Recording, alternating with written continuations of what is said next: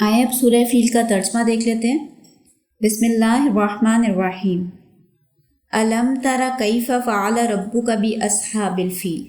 الم تر کیف، کیا تو نے نہیں دیکھا، فعل کیا، ربک تیرے رب نے، باصحاب الفیل ہاتھی والوں کے ساتھ، یعنی رسول صلی اللہ علیہ وآلہ وسلم سے اللہ تعالیٰ خطاب کر رہے ہیں، یعنی ان سے مخاطب ہیں اور انہیں کہہ رہے ہیں کہ اے نبی صلی اللہ علیہ وسلم، کیا آپ نے نہیں دیکھا، یعنی آپ نے نوٹ نہیں کیا، آپ نے یہ آبزرو نہیں کیا کہ اللہ تعالیٰ نے ہاتھی والوں کے ساتھ کیسا سلوک کیا۔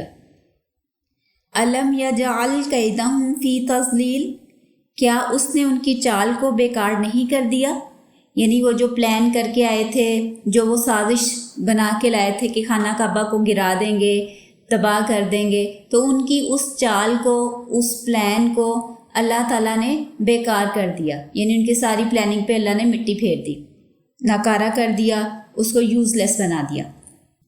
وَأَرْسَلَ عَلَيْهِمْ طَيْرًا أَبَابِيلَ، اور اس نے ان پر پرندوں کے جھنڈ بھیجے، یعنی بہت زیادہ تعداد میں پرندوں کے غول آئے، لشکر آئے۔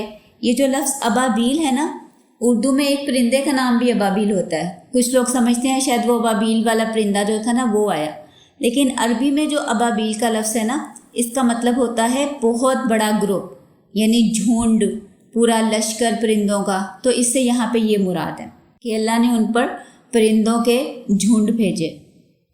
ترمیہم بحجارۃ من سجیل، ترمیہم اس کا مطلب ہوتا ہے جیسے جو بندے حج کے لیے جاتے ہیں تو وہاں پہ جا کے رمی کرتے ہیں نا، پتھر پھینکتے ہیں، تو رمی کرنا یعنی پتھر پھینکنا، اسی سے یہ لفظ نکلا ہے ترمیہم، کہ وہ ان پر پتھر پھینکتے تھے، یہ جو پرندے تھے۔ بحجارتن، حجارتن یہ حجر سے نکلا ہے، جیسے آپ نے لفظ سنا ہوگا نا حجر اسود، جو کالا پتھر ہے خانہ کعبہ میں جو پڑا ہوا ہے، نصب ہوا ہوا ہے، تو حجر جو ہے یہ پتھر کو کہتے ہیں، اور حجارتن اس کی جمع ہے، یعنی بہت سارے پتھر۔ من سجیل، پکے ہوئے سخت مٹی کے، جیسے اینٹ بنی ہوتی ہے نا پکی ہوئی، یا کنکری ہوتی ہے، تو بہت سخت قسم کے پتھر جو تھے وہ ان پر پھینکتے تھے۔ تو ترمیہم بحجارۃ من سجیل، وہ ان کے اوپر سخت کنکر والے پتھر پھینکتے تھے، یعنی یہ جو پرندے اللہ نے ان کی طرف بھیجے۔